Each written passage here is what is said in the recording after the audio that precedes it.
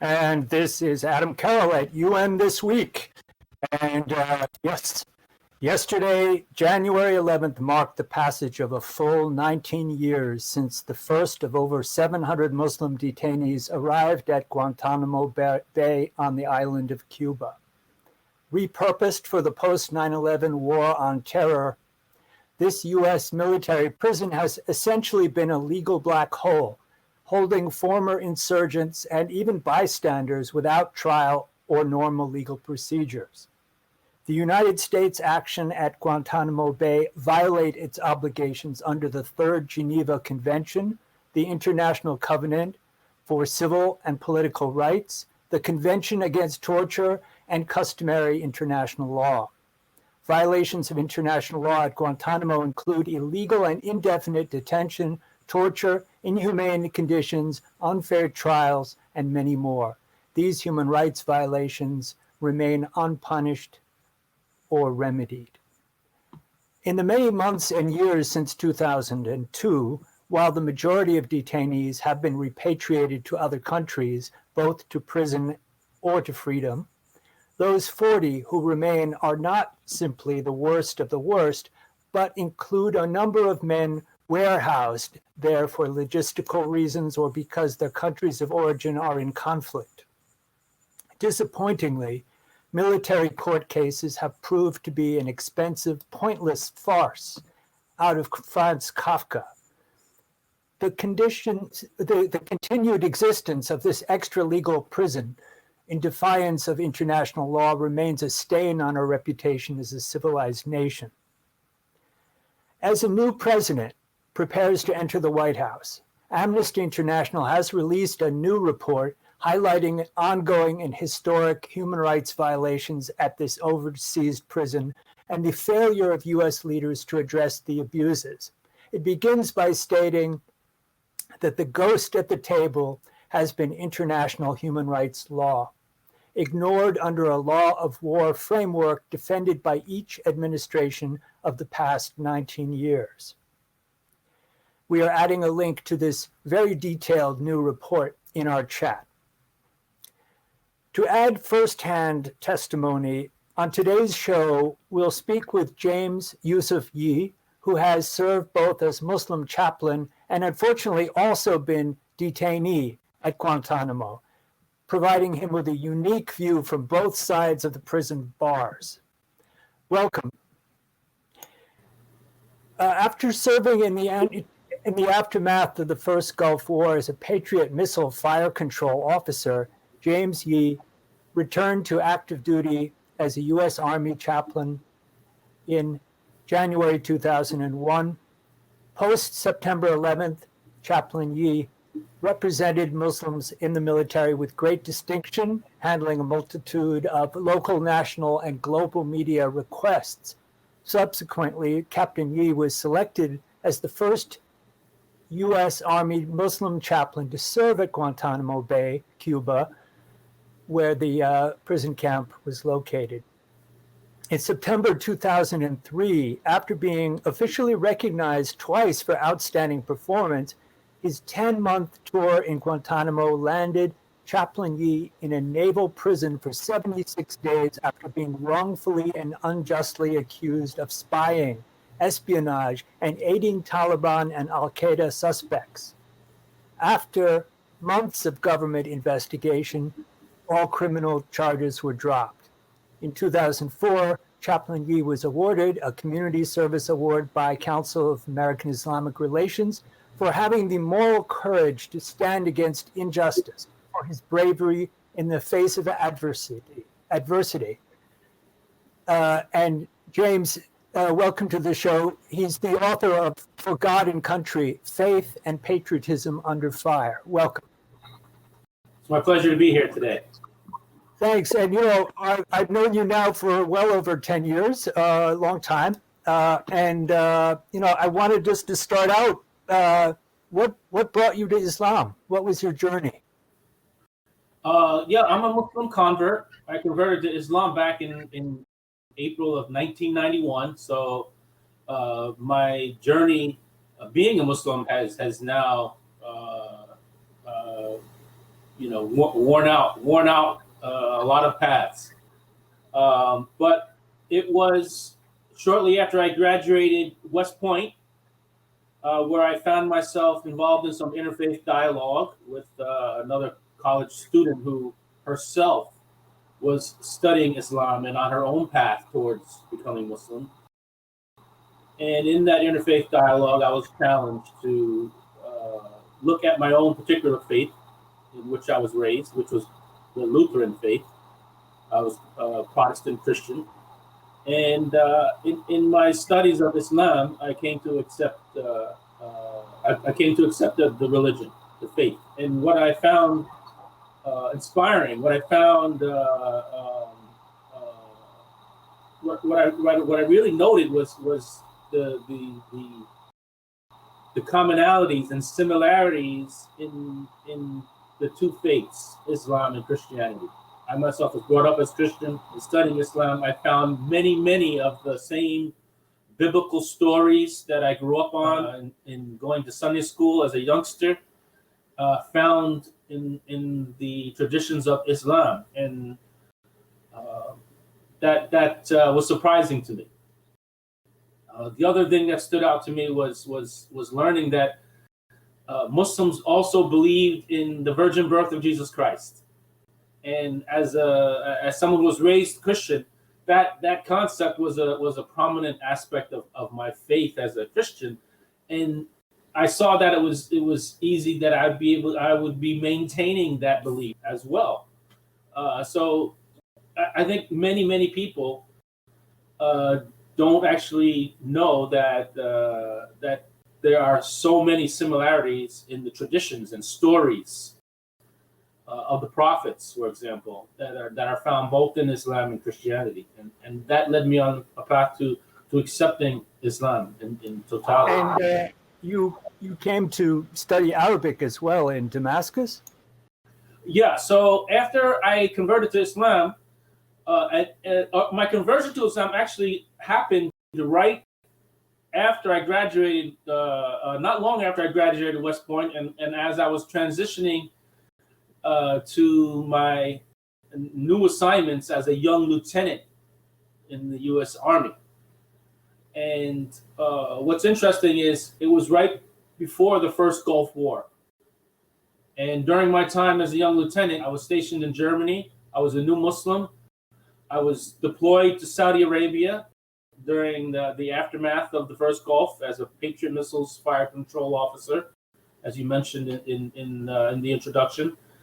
And it was as I grew as a young military leader, and as I grew as a new Muslim, one of the things that I quickly recognized was that at that time, back in 1992 and 1993, there wasn't a single Muslim chaplain in the entire U.S. military.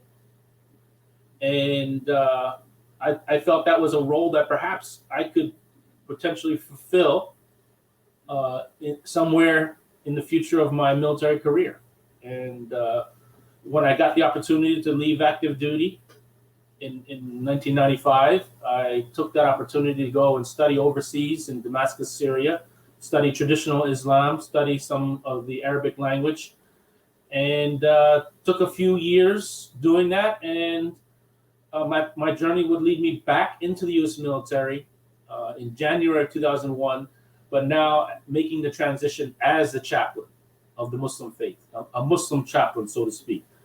I wasn't the first Muslim chaplain, but by that time in 2001, there were a small handful of chaplains serving in each of the three armed services, the Air Force, the Navy, and the U.S. Army.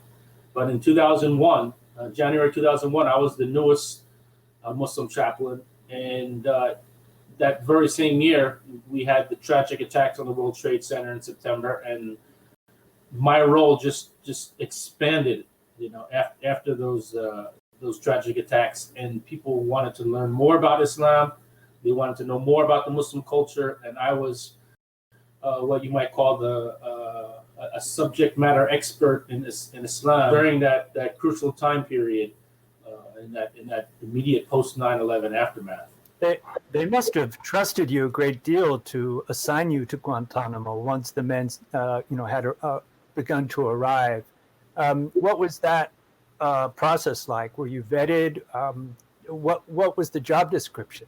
Well, for one, when we look at my background, I come from what you might call a military family. My dad was a World War II veteran, born in the U.S. He served during World War II in the U.S. Army. I myself graduated West Point. I have a younger brother who also graduated West Point, who was serving as an officer.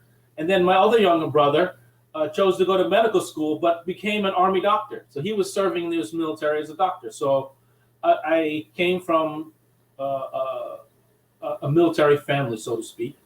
And being, I guess you could say, prior service, prior to my becoming a Muslim chaplain, being an officer from West Point, I had the experience of not only dealing with higher ranking officers, but also as a platoon leader with the lower enlisted soldiers, right? So I had that leadership training. So coming back on active duty was something I think a lot of people put a lot of trust in me based on my experience as a junior military officer and also my background. One of the things that happened immediately after 9/11 was when the media wanted to cover that story of what it was like for American Muslims to be serving in the ranks of the military, whether it be the Army, the Navy, the Air Force.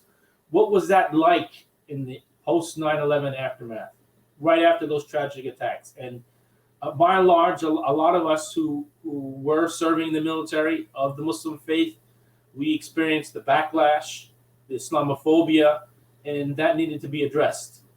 And the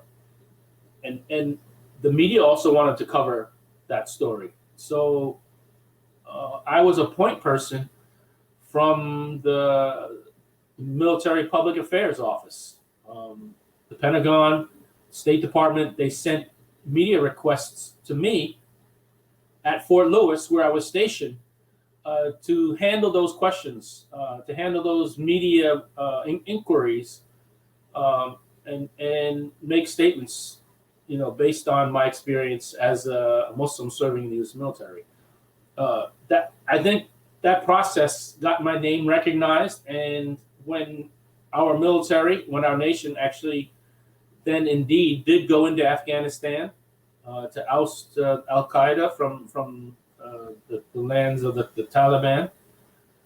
We opened this prison in Guantanamo, and when that occurred, my name was out there, and people said, "This is the chaplain we want down there at Guantanamo to be a chaplain to the prisoners."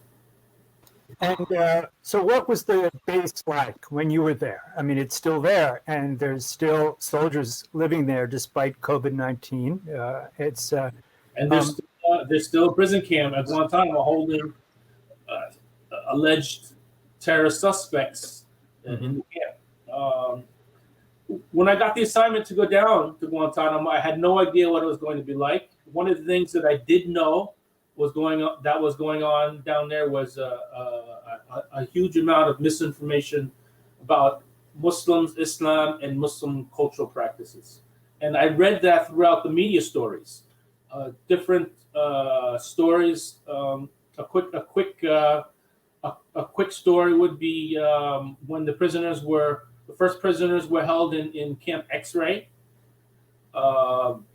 They took the white towels that they were given in their caged cells, and they fashioned them into turbans. They put them on their heads, especially when they came time for prayer, right? So the guards, they didn't know what they were doing. They just saw this wrapped towel as a turban on the head, and they viewed it as some type of extremism. And the guards would go into the prisoners' cells, and they would knock the turbans off of the prisoners' heads while they were in the middle of prayer, and it caused a lot of tension. Another story that I read in the media was when they sent the doctors down to provide the medical exams of the prisoners who arrived at Guantanamo. Some of them were female physicians and female medical workers. And in some of the quotes that I read from some of these female military medical personnel,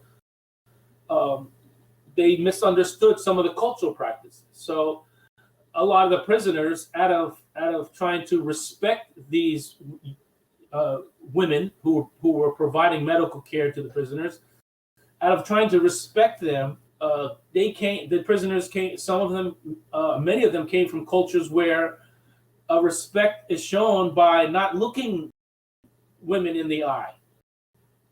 However, in our culture in the West, it's disrespectful not to look at someone in the eye when speaking to them. So there was a disconnect in terms of cultural practices. These female medical personnel felt disrespected when the prisoners were trying to respect them by not looking them in the eye. But on the other hand, the female medical personnel saw it as an act of disrespect. And so being quoted in the military, in the media, these things came to light. So I immediately saw that there was a misinformation about Muslim cultural practices, and that was before I even went to Guantanamo. So that was something that I knew that I could immediately contribute to in terms of trying to bring a better understanding of Islam and Muslims to the Joint Task Force mission, and thought that could be a very valuable thing to all U.S. personnel who were working for this Joint Task Force operation. Of course, the base, even though it's located on the island of Cuba, is probably very American, like any U.S. military base. I don't know if I remember correctly. I think I saw photos of a McDonald's, and that lifestyle is very American. And did soldiers or guards have their family members there? What was the lifestyle like? Okay, so the Guantanamo Naval Air Station is a small base, small military base on the island on the Guantanamo Bay, on the island of Cuba, and it has a lot. It's basically like any American naval base, even though it's a little bit isolated away from mainland America, and it has a McDonald's there, and you had two types of personnel basically at Guantanamo. You have permanent party naval, U.S. naval personnel who are permanently stationed at Guantanamo. They are allowed to have their families living there. So there is a high school, there's a middle school, an elementary school for those families and their children who live there, right? And then you have those who serve temporarily, usually for a year or 6 months, with the Joint Task Force prison operation, just the Guantanamo prison operation. So you have permanent party naval, and then you have Joint Task Force personnel who could be Army, Air Force, Marines, or Navy, attached to the Joint Task Force prison operation. Those individuals who are with the Joint Task Force, like myself, we weren't allowed to bring family members down to Guantanamo. We were considered in deployment, even though we were living in what's called a garrison operation, like a civilianized environment. We're really not in war or in combat or in a hostile zone, and that's why it's called garrison, right? Garrison. So you have those two types of personnel: permanent party and then Joint Task Force operation. So you're living there and you're serving as chaplain. I guess you're able to have some access to the detainees who have been through war and also interrogation. They've been traumatized. They're not all Boy Scouts. Neither are the guards, some of them, right? I think sometimes rough stuff happened. And then also you mentioned Camp X-Ray. There was different levels of security and harshness. So I was wondering if you could speak to that. What was it like when you, I guess, made your rounds? So actually when I arrived at Guantanamo, like I said earlier, I had no idea what to expect. Of course, we're all told, and what we saw in the media, that these were hardened terrorists, Statements were made by high-ranking military and civilian government officials that these were the worst of the worst. So this is kind of the perception that the world was given about who was being held in Guantanamo. But by and large, I found that that in general, most of the people who were in Guantanamo were everyday people from the Muslim world. At worst, when I was in Guantanamo, at worst, I found that the individuals that were being held there perhaps may have took up arms in defense of their homes when the U.S. military invaded into Afghanistan. At the time I was in Guantanamo back in 2002 and 2003, I will say definitively that there was not one hardened terrorist that was in any way linked to the attacks of 9/11.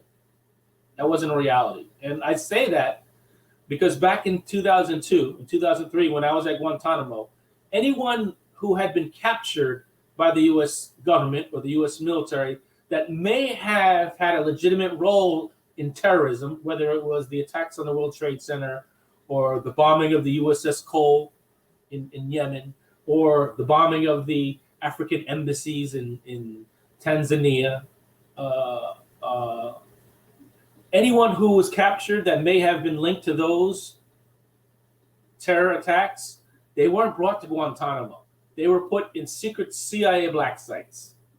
And so those individuals were not at Guantanamo during the time I was there. And this was very early on, right?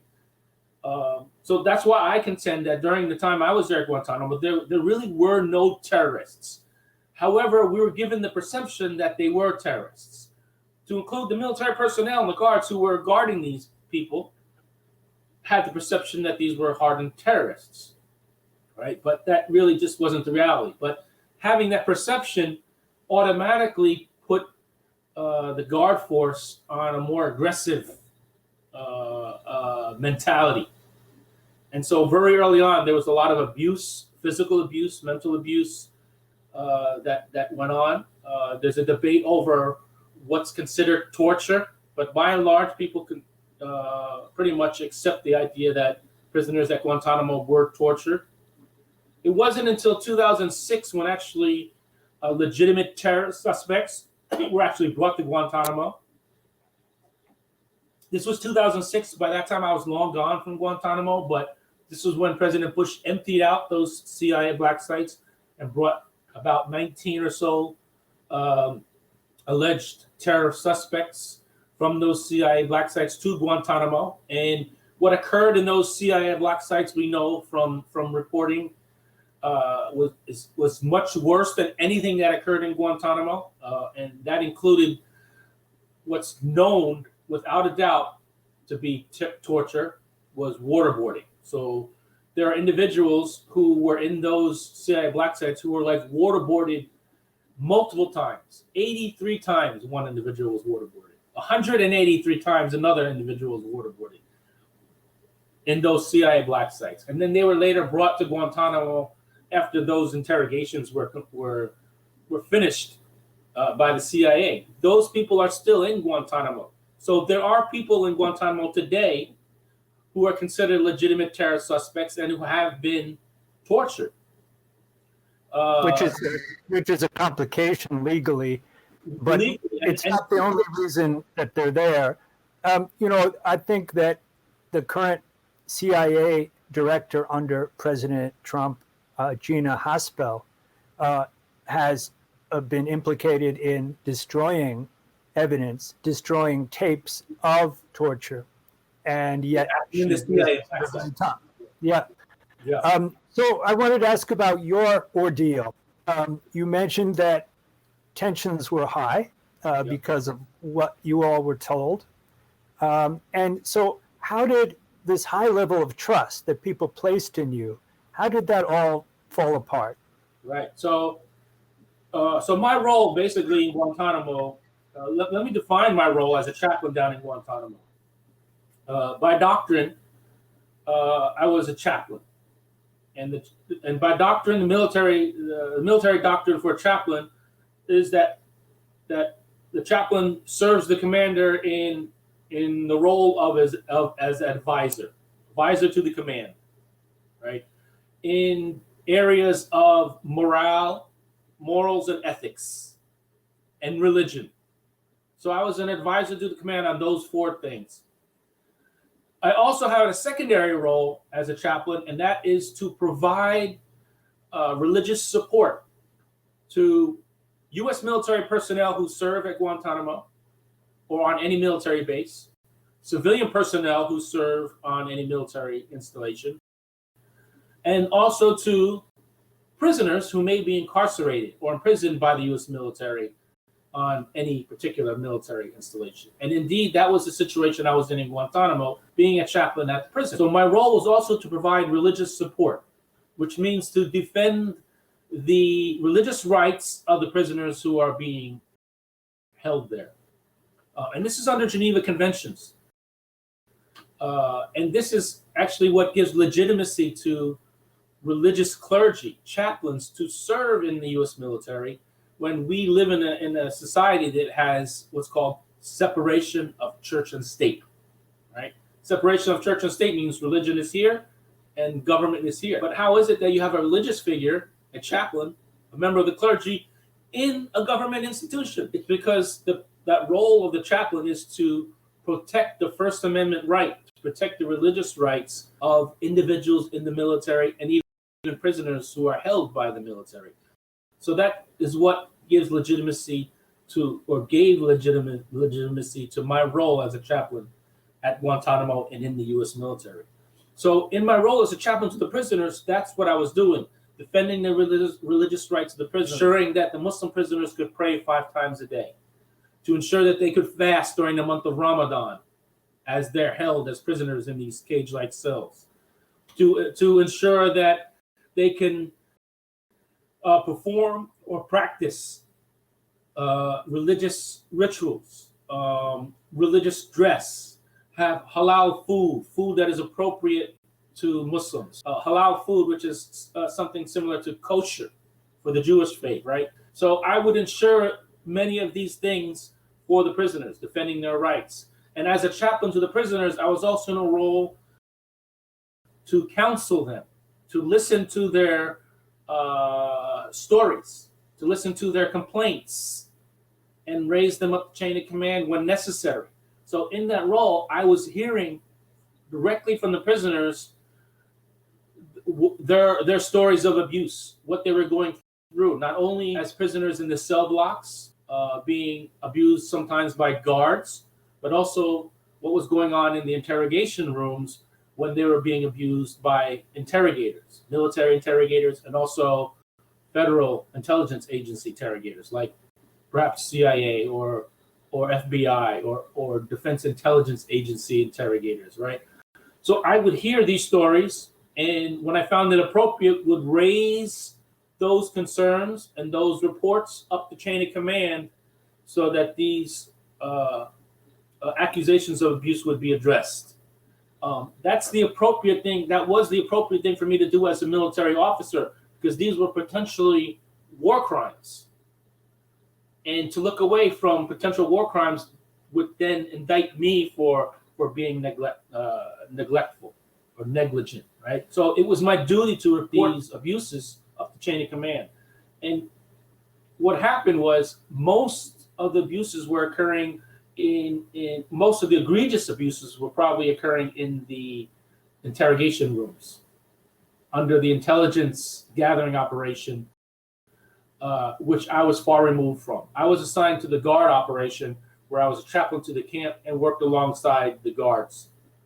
The intelligence gathering operation, the intelligence officials, the interrogators were also committing abuse. So many of them, from what I understand, felt that by me reporting the abuses that they were engaging in, they felt as if I was interfering with their jobs, with their mission to try and gather intelligence from who they thought were suspected terrorists being held in Guantanamo. And so then I became a suspect, and it became characterized as I was perhaps aiding and abetting the enemy who was being held in this prison camp. So I was one day, did they knock on your door and say, "Come with us," and they led you to a prison cell, or how did it unfold? Not quite, but I had heard through people that I knew that were working in the intelligence gathering operation. Many of the translators were actually American Muslims who were part of what I would say was of my Muslim congregation at West Point. Like, I was also a chaplain to the American Muslims who were working down in Guantanamo, and I held the Friday prayer service, the Jummah service, every Friday for the American Muslim personnel. And many of them were assigned to the intelligence gathering operation. And they would come and tell me that, "Oh, chaplain, we heard that you're under investigation," right? And so I actually brought that concern to my chain of command, and my commander, who was a colonel, a commander of the Guard Force, said, "Chaplain, you don't have anything to worry about. You work for me, and I understand fully how I employ you in this military operation." So I took that to heart and trusted my commander. So no one came knocking on my door saying,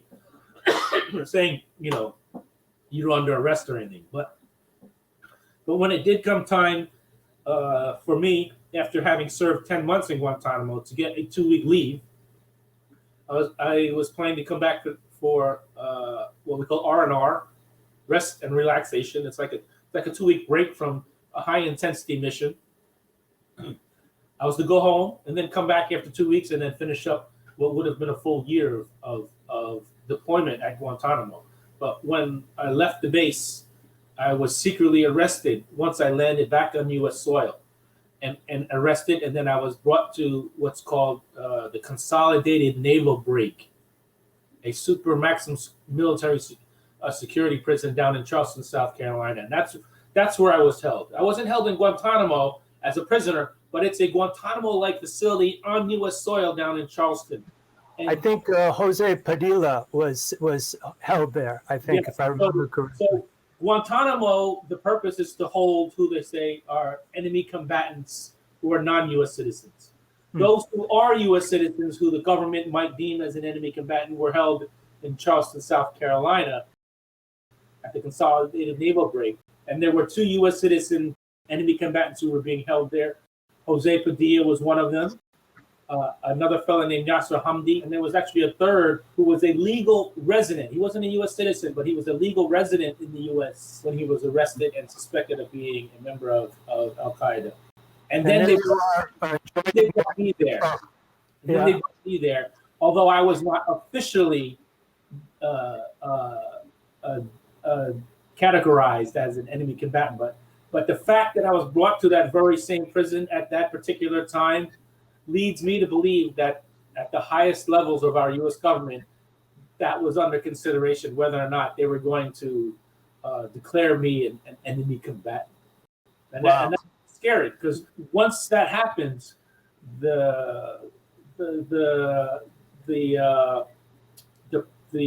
the word I'm looking for? Once an individual declared an enemy combatant, the legal perspective that the U.S. government takes is that you don't have any rights to the courts, to lawyers, you don't have any rights, period. And that was what was being assumed by the Bush administration at the time. None of the people at Guantanamo, none of the people at the Consolidated Naval Break had rights. That's long since been argued in the courts and rebuffed by the Supreme Court. So we know now that prisoners at Guantanamo have actual rights to habeas, to contest their conditions, to contest their confinement, to seek legal redress through U.S. courts.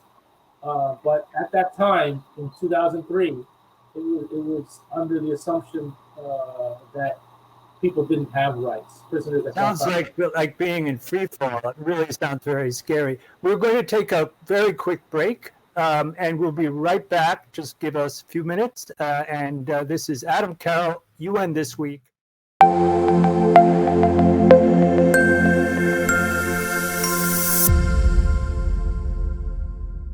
Salam alaikum! I love Adam's world because it makes me learn in a fun way.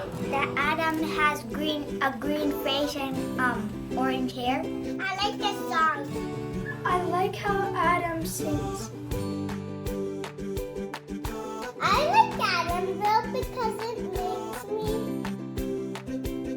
makes me happy.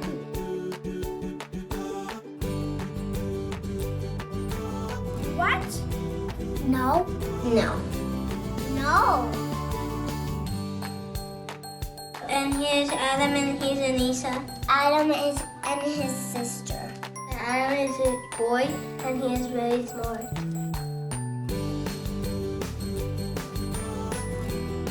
Download the new Adam's World app at adamsworldapp.com and let's help tomorrow's Muslims today.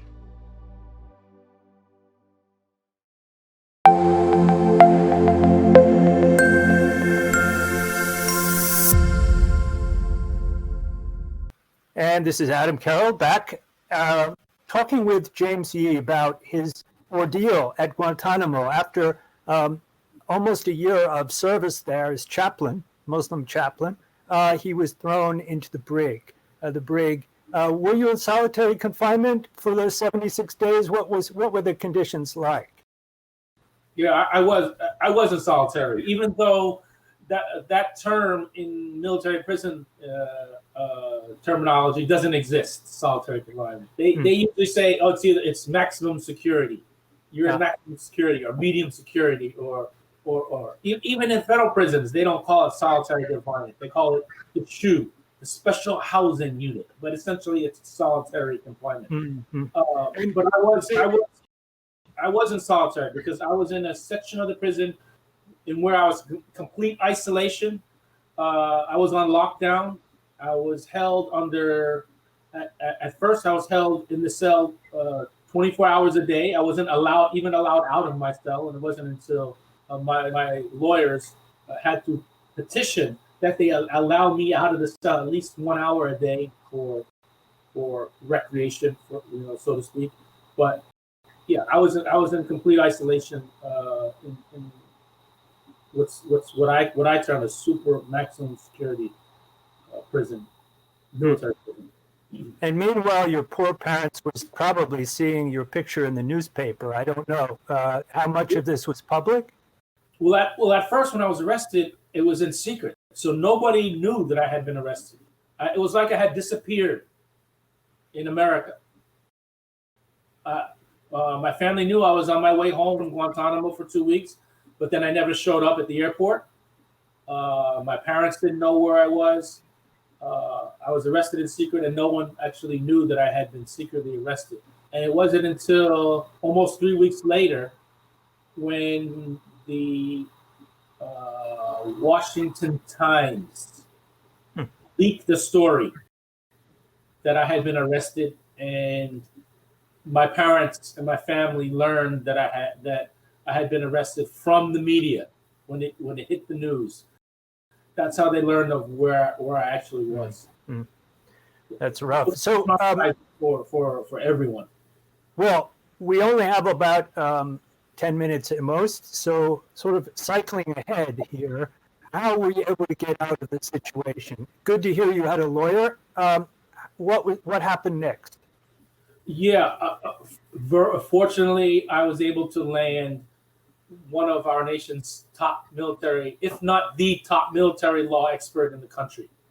His name is Eugene Fidel. He himself served in the U.S. Coast Guard and is a veteran. He went to Harvard Law. And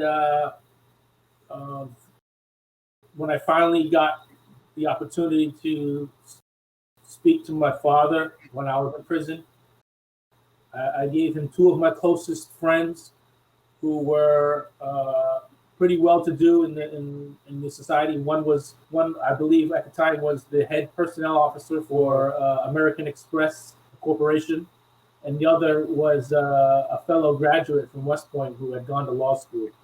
And I told my dad to query them, ask them, contact them, find out a reference for military law attorney that could help me in my case. And they both came up with the name of the same individual. Neither one of my two friends know each other, but they came up with the same. So name. I knew that was the person that I needed to hire, that I needed to retain. It turned out to be Eugene Fidel.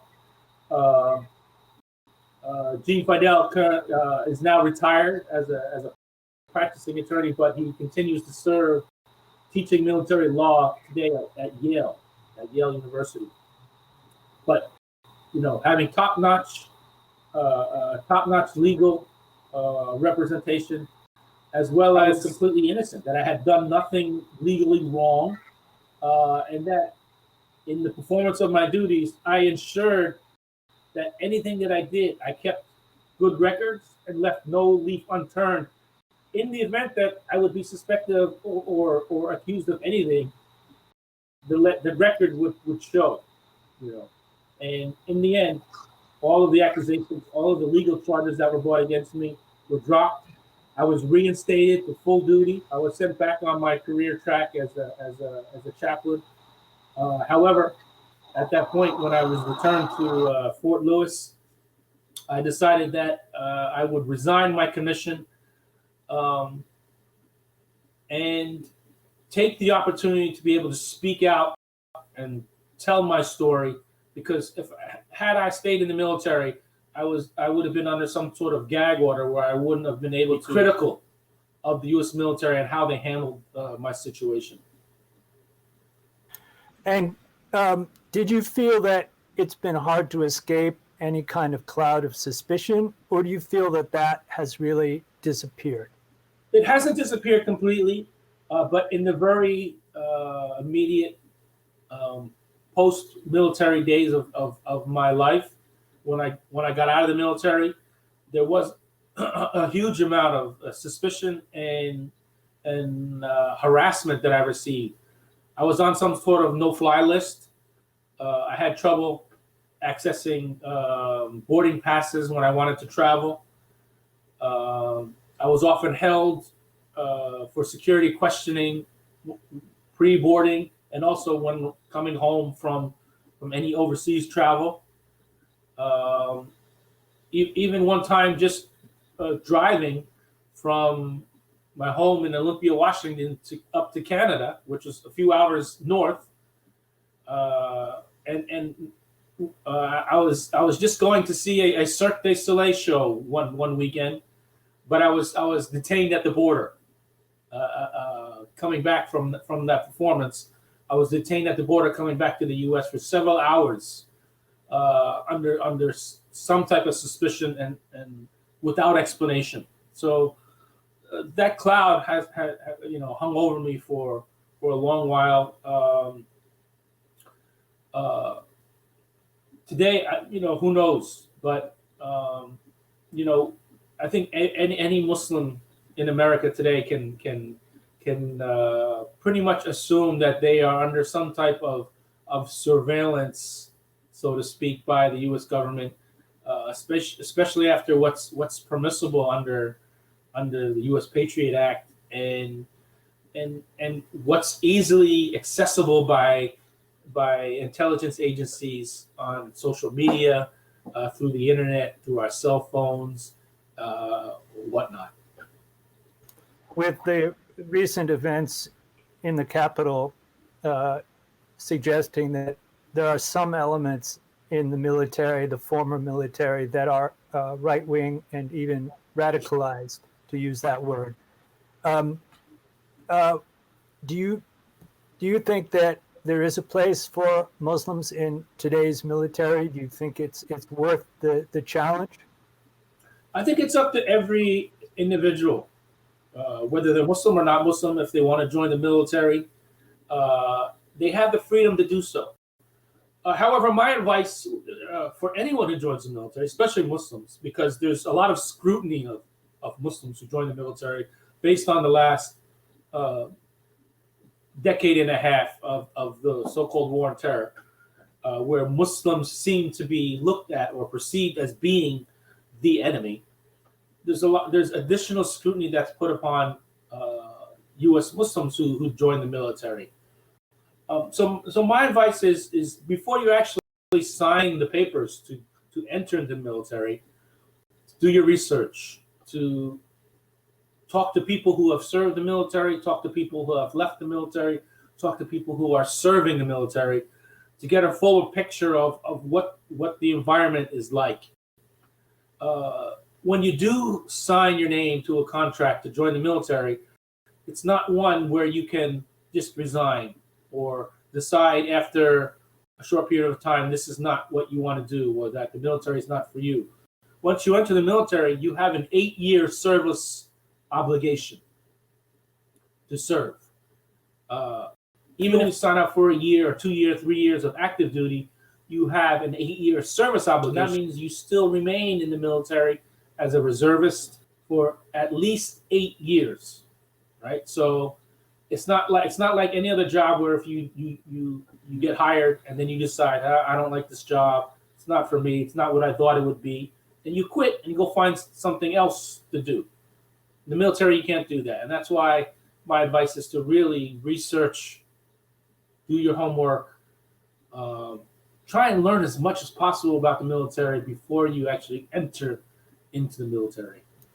Of course, some Muslims and some people in general just wouldn't want to support military actions or the policies that we sometimes mistakenly implement. But on the other hand, others, perhaps like yourself, bring their own perspective and their own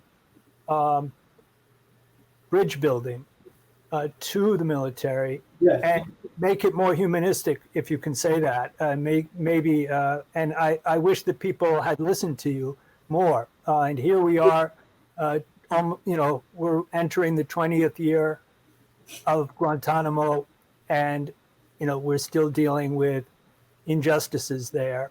And we hope that with the new president, President Biden, who in the past, at least 10 years ago, said that he wanted to close it, I hope that he will have the political will and the political capital to do so. And maybe it's on all of us to push our elected officials Yes. to have the courage to close it and to stop this farce. We have a link we'll put in the chat now for a petition, also from Amnesty International. It would be great if you could circulate it. Do you want to add anything, James, before we sign off? No, before we sign off, my closing comment would be really that as we enter into a new chapter of American history, where we have a new president coming in, a president who wants to restore law and order, so to speak, especially after what we saw with the assault and the storming of the U.S. Capitol building, to hold people accountable, to afford those individuals, even if he prosecutes them, their rights. But at the same time, he's got to look at what's going on in Guantanamo and hold the same standard, right? To uphold values, American values, in the new administration. And I think it's incumbent on the American people to push the new president and his administration to do what the people want him to do. Thanks, James. And thank you, everybody, for watching. Stay tuned for other shows from our network. And this is Adem Carroll with UN This Week.